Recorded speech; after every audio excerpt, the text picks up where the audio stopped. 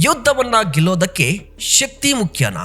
ಅಲ್ಲ, ಹೆಚ್ಚಿನ ಸಂದರ್ಭದಲ್ಲಿ ಶಕ್ತಿಗಿಂತ ಯುಕ್ತಿ ಗೆಲ್ಲುತ್ತೆ. ಅದಕ್ಕೆ ಮಹಾಭಾರತದಲ್ಲಿ ಅತ್ಯಂತ ಶಕ್ತಿಯುತ ಯೋಧನಾಗದಿದ್ರೂ ಕೂಡ ಅತ್ಯಂತ ಪ್ರಭಾವಶೀಲ ವ್ಯಕ್ತಿ ಶ್ರೀಕೃಷ್ಣ ಪರಮಾತ್ಮ.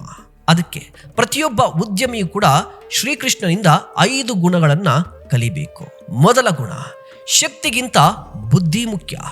ಮಹಾಭಾರತದಲ್ಲಿ ಕೌರವರ ಬಳಿ ದೊಡ್ಡ ಸೇನೆ ಇತ್ತು, ಪಾಂಡವರ ಬಳಿ ಏನೂ ಇರಲಿಲ್ಲ.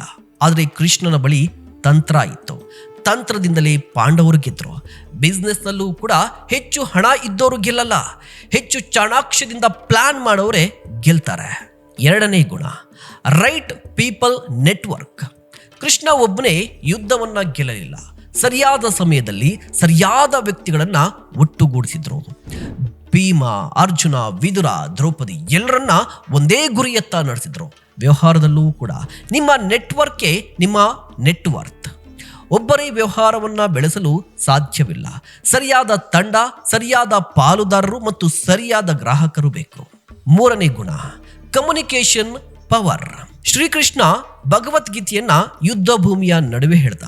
ಯಾಕಂದ್ರೆ ಕೃಷ್ಣನಿಗೆ ಮಾತಿನ ಮೂಲಕ ಮನುಷ್ಯನ ಮನಸ್ಸನ್ನ ಬದಲಾಯಿಸುವ ಶಕ್ತಿ ಇತ್ತು. ವ್ಯವಹಾರದಲ್ಲೂ ಕೂಡ ಅಷ್ಟೇ. ಮಾರಾಟ, ನಾಯಕತ್ವ, ಮಾತುಕತೆ ಎಲ್ಲವೂ ಕೂಡ ಕಮ್ಯುನಿಕೇಶನ್ ಮೇಲೆ ನಿಂತಿರುತ್ತೆ. ನಾಲ್ಕನೇ ಗುಣ, ಪರಿಸ್ಥಿತಿಗೆ ಹೊಂದಿಕೊಳ್ಳುವುದು, ಅಡಾಪ್ಟಬಿಲಿಟಿ. ಗೋಕುಲದಲ್ಲಿ ಗೋಪಾಲ, ಮಧುರೆಯಲ್ಲಿ ನಾಯಕ, ದ್ವಾರಕೆಯಲ್ಲಿ ರಾಜತಾಂತ್ರಿಕ, ಕುರುಕ್ಷೇತ್ರದಲ್ಲಿ ಮಾರ್ಗದರ್ಶಕ. ಪರಿಸ್ಥಿತಿ ಬದಲಾದಾಗ ಕೃಷ್ಣನೂ ಬದಲಾದ. ಬಿಸ್ನೆಸ್ನಲ್ಲೂ ಕೂಡ ಮಾರ್ಕೆಟ್ ಬದಲಾಗುತ್ತೆ, ತಂತ್ರಜ್ಞಾನ ಬದಲಾಗುತ್ತೆ, ಗ್ರಾಹಕರು ಬದಲಾಗ್ತಾರೆ. ಬದಲಾಗದವನು ಹಿಂದೆ ಬೀಳ್ತಾನೆ. ಐದನೇ ಗುಣ, ಒತ್ತಡದಲ್ಲೂ ಶಾಂತವಾಗಿರೋದು, ಸ್ಟೇ ಕಾಮ್. ಕುರುಕ್ಷೇತ್ರ ಯುದ್ಧ ಭೂಮಿ, ಎಲ್ಲರೂ ಆತಂಕದಲ್ಲಿದ್ದರು. ಆದರೆ ಕೃಷ್ಣ ಮಾತ್ರ ಶಾಂತವಾಗಿದ್ದ. ಯಾಕಂದ್ರೆ ಅವರು ಸಮಸ್ಯೆಯನ್ನೆಲ್ಲ ಪರಿಹಾರವನ್ನ ನೋಡ್ತಾ ಇದ್ರು. ವ್ಯವಹಾರದಲ್ಲೂ ಕೂಡ ಅಷ್ಟೇ. ಒತ್ತಡದಲ್ಲೂ ಶಾಂತವಾಗಿ ನಿರ್ಧಾರವನ್ನು ತೆಗೆದುಕೊಳ್ಳುವ ನಾಯಕನೇ ಸಂಕಷ್ಟಗಳನ್ನ ಅವಕಾಶಗಳನ್ನಾಗಿ ಮಾಡಿಕೊಳ್ತಾನೆ.